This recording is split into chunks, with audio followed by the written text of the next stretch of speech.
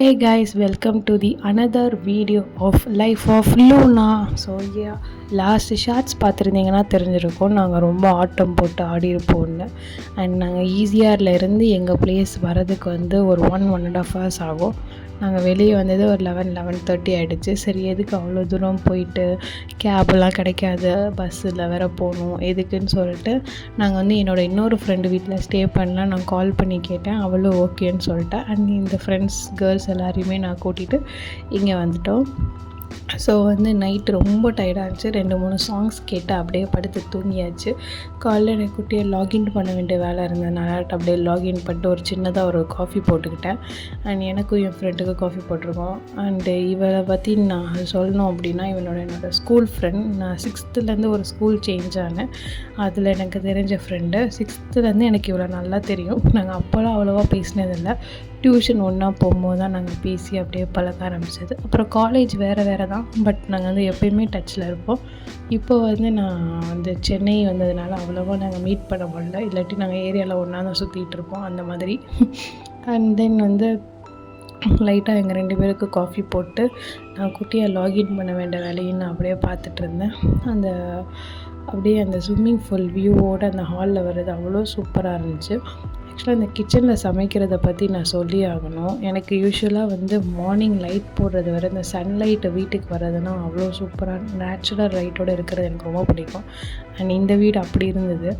இந்த கிச்சன்லேயும் வந்து டைரெக்டாக லைட் வருது, அந்த ஹால்லேயும் லைட் இருக்கிறதுனால அப்படியே ஒரு நேச்சுரல் லைட்டோட சூப்பராக இருந்துச்சு.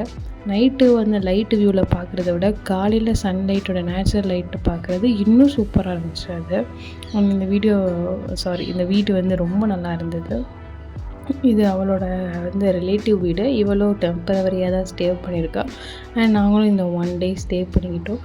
மார்னிங் வந்து இவளே சமைச்சு தரேன்னு ஆரம்பித்தா. தயிர் சாதமும் அண்டு மீல் மேக்கர் ஃப்ரையும் அவ்வளோ சூப்பராக இருந்துச்சு. இவங்கெல்லாம் சமைக்கிறத பார்த்தா எனக்கே டவுட் வருது, உண்மையிலே எனக்கு சமைக்கவே தெரில போல்.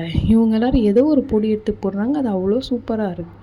அண்ட் நான் பண்ணால் மட்டும் அது வரவே மாட்டேது, ஏன்னு தெரில. அண்ட் வந்து மார்னிங் வந்து அந்த சாப்பாடோடு முடிச்சுக்கிட்டோம்.